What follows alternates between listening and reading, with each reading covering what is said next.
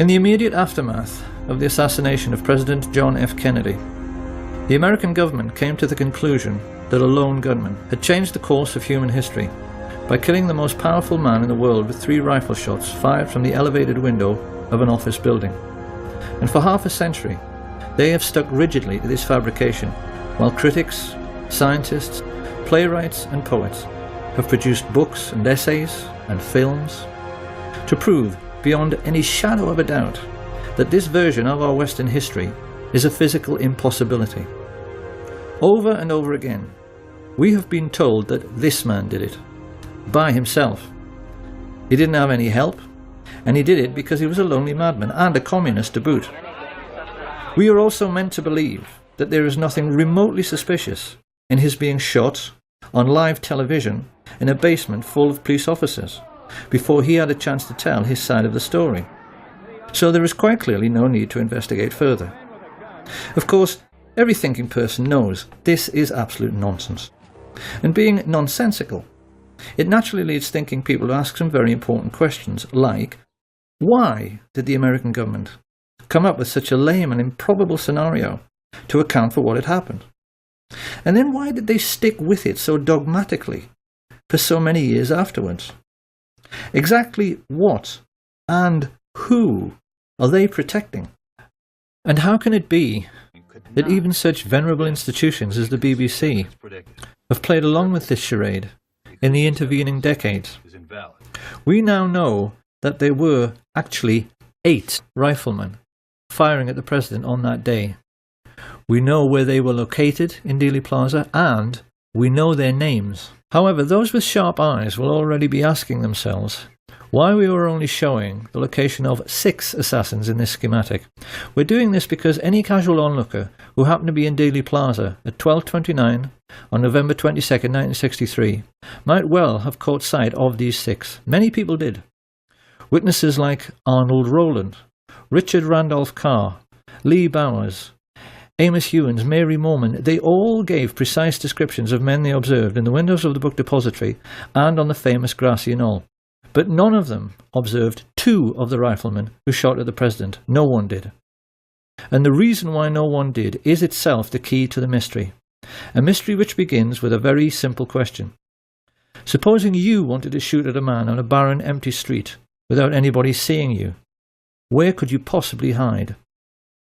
However, the riflemen who took part in the assassination were not as important to an understanding of what the Kennedy assassination was really all about as were a group of 20 men who had gathered together the night before at the home of Dallas oil millionaire Clint Murchison.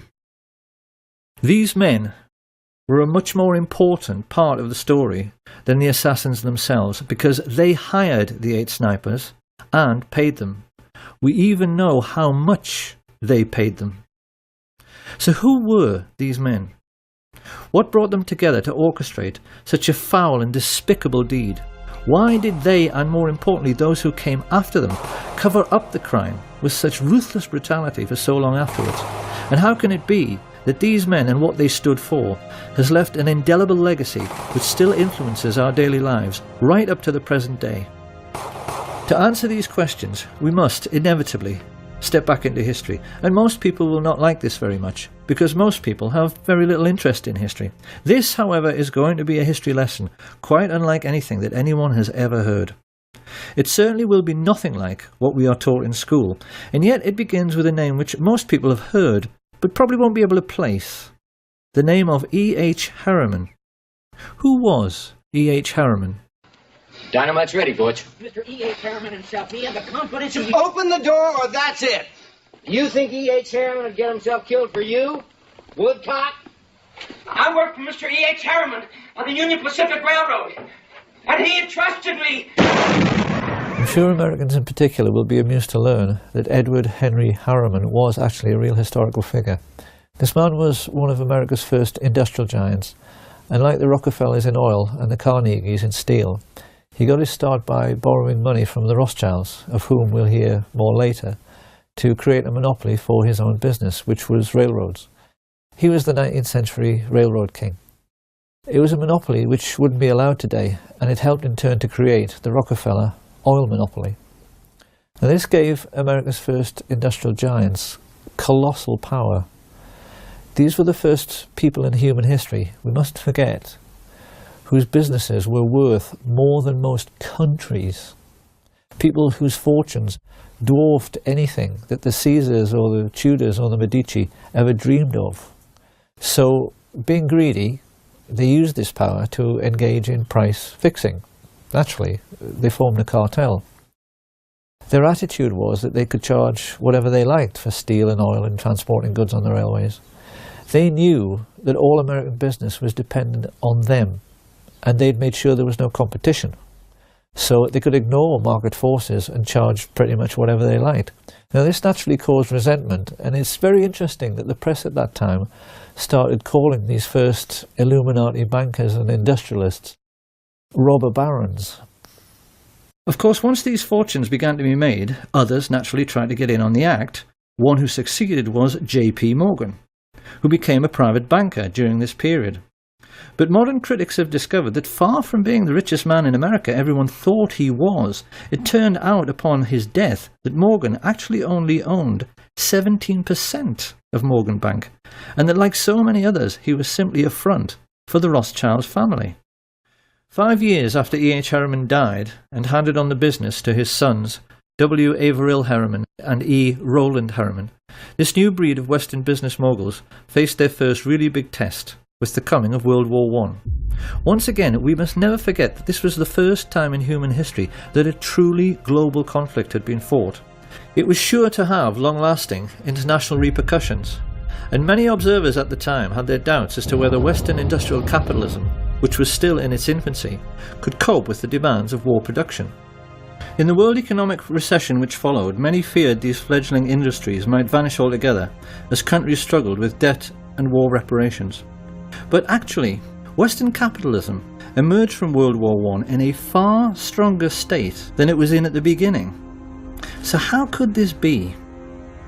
The First World War taught the new class of international bankers and industrialists a very simple lesson. War is good for business. Take, for instance, Remington. We tend to associate their name with typewriters, but actually they made most of the rifles and handguns used during the Great War, and made a colossal fortune in the process. The banks, in their turn, lapped this up because it meant that defence contractors were having no trouble repaying the huge loans they had outstanding, and, best of all, the world's richest nations had had to borrow huge sums from the merchant bankers in the first place to finance the war. The Americans and the British just as much as the Germans. And they would now be repaying these loans to the banks for decades to come at a steep rate of interest. For international merchant bankers, the Rothschilds in particular, the First World War had been a gift from heaven. And people watching this should ask themselves a simple question before passing judgment. Supposing you were in business during that war and the contract you had with the government to supply the troops with tin hats or boots or uniforms or gunpowder was netting you millions every year in profit. And then one day the war ended and your money stopped completely. What do you think your attitude to war might be? That war was good for business was not the only lesson the ruling classes learned during this period. The Russian Revolution of 1917 terrified rich people all over the world. Watching Lenin and Trotsky taking over such a vast area of the globe, the kings and queens of Europe's tiny sovereign states in particular became extremely nervous. The question on all their minds was, supposing the communist success in Russia should inspire their own working class to rise in revolt. Many of the crowned heads of Europe like England's George V, had been related to Tsar Nicholas, and the brutal execution of the Tsar and his family, particularly the bayoneting of his young daughters, sent a shockwave through the upper classes of every nation. Did a similar fate lie in store for the royal families of Holland, Sweden, Spain and England? This question was lying heavily on the thoughts of the elite when the First World War ended in 1918, and it had the effect of focusing the minds of the new Illuminati bankers and industrialists on the question of what to do for best with a defeated and dilapidated Germany. The population were poor, penniless and worn out, yet the German economy still contained some of the most sophisticated and expensive industrial stock on the planet. The Illuminati sensed an opportunity. Supposing, as the world's first international businessmen, they could get their hands on Germany's steel mills, her coal mines, her factories, ports and her shipbuilding industry. Over the years, certain names have become very familiar to those who maintain an interest in the Kennedy assassination, none more so than Allen Dulles, whom Kennedy fired after the Bay of Pigs disaster, and yet later he somehow managed to chair the Warren Commission, which was supposed to be investigating Kennedy's death. Something few people know, however, is that Dulles and his older brother John Foster Dulles wrote the Treaty of Versailles. They were both lawyers of Sullivan and Cromwell, and it was largely they who decided that the German people must pay war reparations totaling 135 billion marks. A mind-boggling sum at that time, which today translates into 250 trillion. When this was announced, the legendary UK economist J. Maynard Keynes maintained it was a ludicrous sum, and he did a swift calculation from which he reasoned that it would take Germany until 1988, 60 years hard labour, to pay it off. But it didn't. So why? Maynard Keynes sensed that the Dulles brothers, backed as they were by the new Illuminati, were trying quite deliberately to sabotage the German economy, and they succeeded. As mass unemployment led to hyperinflation, the famous stories of people papering their walls with worthless Reichsmarks and handing over their life savings for a loaf of bread soon followed. With German investors on their knees, the new Illuminati moved in and began buying up shares of stock in German industry at a knockdown price. Now, why did they do this? The cynical mind would say to make a buck, but it really wasn't that simple. What they wanted was to make Germany strong again so that she would become a bulwark against Soviet communism. Germany was fighting for its life. Certain measures were needed to protect it from its enemies. I cannot say that I am sorry we applied those measures. We were a bulwark against Bolshevism. We were a pillar of Western culture. A bulwark and a pillar the West may yet wish to retain. It was around this time that the newspapers, which these same rich people owned, made sure the word Bolshi, a truncation of Bolshevik, entered the English language, so that we would associate Bolshevism with aggression. And it was with these subtle and not so subtle methods that the international elite began to shape our destiny for the remainder of the 20th century. The intellectuals of the period were furious. They were incensed, they were depressed, and you get a very good feeling of the political atmosphere of the time from the diaries of the Labour politician Harold Nicolson, when he writes, "We have lost our willpower since our willpower is divided. The people of the governing class think only of their own fortunes, which means hatred of the Reds. Our class interests cut across our national interests, and I go to bed in gloom." With such heavy investment coming into the country, particularly from America and Britain, Germany began to recover very rapidly. And then the new class of international financiers began searching around for a homegrown, authoritarian political movement they could support. What they needed was someone they could count on to be both aggressive and expansionist. Ultra-right-wing causes, which at normal times would have been ignored and marginalised, were suddenly given very careful consideration, until finally the rich elite found a man and an idea which they felt might deliver the political outcome they desired. Adolf Hitler and his fledgling National Socialist Party.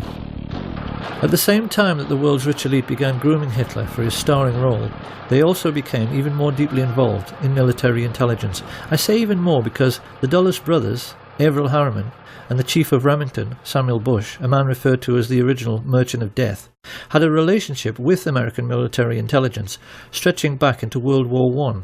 The lesson here being that the American variant of military intelligence started out with businessmen protecting their investments, just as if they were a mafia.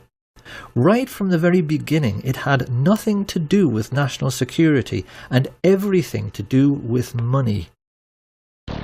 In Hitler, the Illuminati had found a ready-made stooge who could be the face of this autocratic new movement. And when the time came to put together a new secret intelligence service which was going to help protect all the money they had tied up in the German economy, these men also found one was readily available: the Order of the Skull and Bones at Yale University. Discussion of secret societies is something of a minefield because it so easily invites ridicule. It is very difficult for the general public to accept that the super-rich leaders of their Western world can possibly be as mad and deranged as they actually are. The public, generally speaking, are sensible and level-headed people who have to balance their checkbooks, so they inevitably tend to laugh at stories about Satanists and occult believers. But if you talk to any well-informed historians, they are all aware of the important role which various secret societies have played in human history. The Black Hand always played a pivotal role in the history of the Mafia.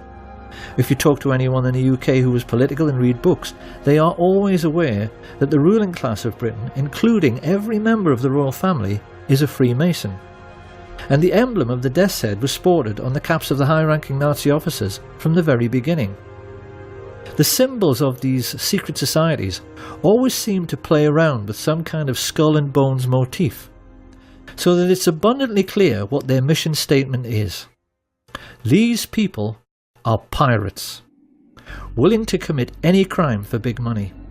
And they first became established in America at Yale University in 1833 with General William Huntington Russell and Alphonso Taft.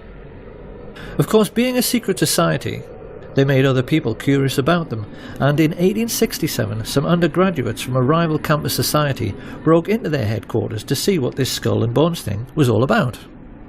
They reported that inside there were lots of lamps and candles, many dilapidated human skulls lying next to a fool's cap and bells, and it was morbidly dark because the walls were covered in black velvet. Having established a suitably satanic atmosphere, initiation rites were then performed on new members, who had to engage in group masturbation and sodomy while they lay in a coffin. Now, it's very easy to dismiss all of this as bizarre, silly and irrelevant until you see the list of Skull and Bones members who have ruled America since Skull and Bones began. Although they only graduate 15 initiates a year, those 15 have always gone on to occupy the very highest positions in American society. US Secretary of State William Max Evarts was a Bonesman, as was Treasury Secretary Franklin McVeigh, Chief Justice Simeon Eben Baldwin, and the 27th President of the United States, William Howard Taft. The founder of American football, Walter Camp, came through Skull and Bones, as did the very first chairman of the Federal Reserve, Pierre Jay, and director of Standard Oil, Percy Rockefeller. Averell Harriman, the son of E.H. Harriman and founder of Harriman Brothers, the largest investment bank in the world, was a Bonesman, and so were both of the George Bush presidents. During his premiership, John F. Kennedy was surrounded by Bonesmen like McGeorge Bundy and David Acheson, son of Dean Acheson. Kennedy knew these men refer to each other as brothers under the skin. They swear an oath of secrecy and then ruthlessly vow to help each other's careers in any way they can throughout their lives, even if it means committing murder. In Britain, every literate person knows that all of the top police officers are Freemasons. because if there are 10 candidates for a top job, a Mason will always select a brother Mason for the post. Skull and Bones works the same way, and JFK took this problem so seriously that he even made speeches warning America about the danger of secret societies.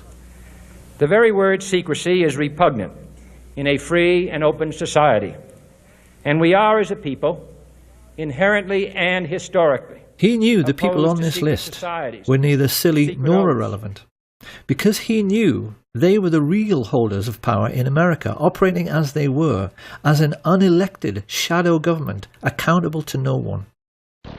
And it was these same people who brought Hitler to power during the 1920s by becoming business partners with leading German industrialists.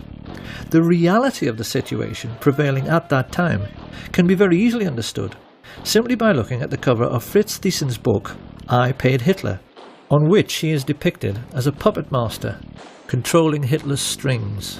Thiesen was a billionaire industrialist. He was the man who built the Bismarck. His company, United Steelworks, made 3/4 of all Germany's steel, and he joined together with Skull and Bones members Prescott Bush and George Herbert Walker to financially assist the Nazi Party. Together they recruited head of the German central bank Hjalmar Schacht to the fascist cause, and then combined with other leading industrialists to sign the letter which convinced Hindenburg to appoint Hitler as Chancellor on the 20th of February 1933. Had anyone inquired around this time about the postal address of the Nazi Party, they could legitimately have been told that it was 39 Broadway, Manhattan, New York, because this was where Averell Harriman, Prescott Bush and George Herbert Walker kept their office. And being no fool, Fritz Thyssen used their banking services to set up secret cash funds funneled through another bank in Rotterdam, the Bank voor Handel en Scheepvaart, to finance the building of the first official Nazi Party headquarters, the Brown House. This was all done with the full cooperation of the Dutch bankers, who orchestrated this entire sinister business with the assistance of the Thyssen family lawyer, Allen Dulles. Of course, the Germans themselves were ecstatic. We've all seen the newsreels from that time in which they are stomping around in their jackboots, acting like a master race, because they had swallowed the propaganda that they were being led to glory by a superman who had rebuilt the economy and Germany's infrastructure all by himself. This was a lie. Hitler didn't have any money. You can only build autobahns with one thing: capital investment, and that investment came mainly from America.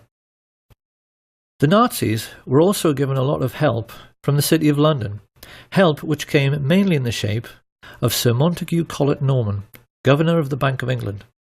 Norman was connected to Bush and Walker through the merger of Harriman's with the Brown Brothers, who traded in London as Brown Shipley, hence Brown Brothers Harriman. The people behind this multinational investment bank had a long-standing racial tradition. Few British people at the time were aware that they only enjoyed relatively cheap clothing because it was all made from slave cotton brought from America on the Brown Brothers ships and sold to British mill owners. Montague Norman was heir to this colossal Brown Brothers fortune.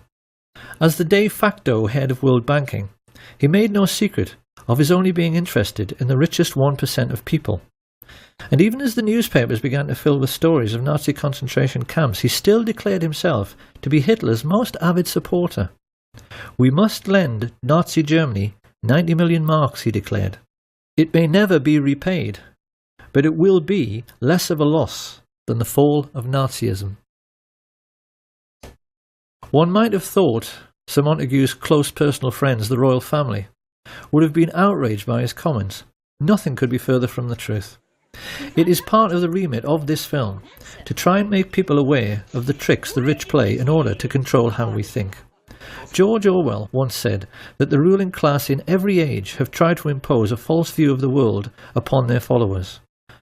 And there's no better example than the way in which the British have been duped into believing that their royal family are called Windsor and descend from English kings like Henry VIII. The British royal family are, actually, German, and their real name is Saxe-Coburg-Gotha. They only changed it to Windsor after Windsor Castle in 1917 to hide the fact that they were German during the First World War. Prince Harry, in honour of his German roots, has been known to dress as a Nazi on several occasions. Dozens of critics have pointed out that the Duke of Edinburgh's brother was the head of the Nazi SS. And King Edward VIII, before he abdicated to marry the American divorcee Wallis Simpson, visited Hitler to make it abundantly clear to the whole world that he too was a Nazi. He even signed his name Herzog von Windsor. Thinking people during this period realised that this whole thing with kissing up to the Führer somehow transcended national boundaries. The rich people from the most diverse countries had bonded together because they all shared a common goal. The kings and the queens and the international bankers and industrialists wanted to make certain communism could never succeed. They were determined they weren't going to finish up like the Russian royal family, and they were determined to hang on to their money. They were much more afraid of the ordinary working people in their own countries than they were of fascist Germany. And this prevailing sentiment amongst the world's ruling class led America's elite to attempt a fascist coup d'etat in 1934. I hope it will be plain to people by now that Hitler's economic miracle is the greatest myth in human history. There was no economic miracle. There are no miracles. And if there are, why can't the Germans do it all again now? If you want to construct a network of new roads and new steelworks and new factories, you need one thing: money. You need investment. And the investment didn't come from Hitler. It came from Brown Brothers Harriman and their business associate, Fritz Thyssen. It came from Hjalmar Schacht and his best friend, Sir Montague Collett Norman. It came from men like Axel Wenner-Gren, the Swedish multimillionaire arms manufacturer, and Charles Bedaux, the French business mogul. These people were all in the same bed with their Nazi friends, the Duke and Duchess of Windsor, the Dulles brothers, Prescott Sheldon Bush, and George Herbert Walker, with whom they'd created the Union Bank for laundering Nazi money. And with stage one of their plan for world domination complete, they now turned to the second phase, which was meant to be the overthrow of American democracy and the imposition of fascist government upon the United States. In order to pull this off, these Nazis raised money from America's richest families, many of whom, in this new consumerist society, had become household names. The Colgate family, the Birdseye family, the DuPont family, the Rockefeller family. These people handed over millions to the American financiers of Hitler so they could hire, train and supply a private army which would attempt to overthrow the democratically elected government of Franklin Delano Roosevelt and impose fascist dictatorship in America. Of course, it's natural to wonder, considering they had such advantages, how on earth they failed to pull it off. The simple answer is that they chose the wrong man, because their choice to lead this Nazi insurrection was Major General Smedley Darlington Butler, the most decorated soldier of the period and in all of American history, perhaps the most unsung hero of all. Because Smedley Butler was the most genuine Democrat and lover of liberty the world has ever seen. I appeared before the Congressional Committee, the highest representation of the American people, under subpoena to tell what I knew of activities which I believe might lead to an attempt to set up a fascist dictatorship. The plan as outlined to me was to form an organization of veterans, to use as a bluff, or as a club at least, to intimidate the government and break down our democratic institutions. The upshot of the whole thing was that I was supposed to lead an organization of 500,000 men, which would be able to take over the functions of government. My main interest in all this is to preserve our democratic institutions. I want to retain the right to vote, the right to speak freely, and the right to write. If we maintain these basic principles, our democracy is safe. No dictatorship can exist with suffrage, freedom of speech and press. Smedley Butler tricked the plotters into thinking he was interested for just long enough until he was sure who all the major players were, and then he told the president. This put FDR in a quite impossible position. America at that time was just coming out of the Great Depression. The last thing he wanted was to cause another economic downturn, and he feared that if he scooped up all the leading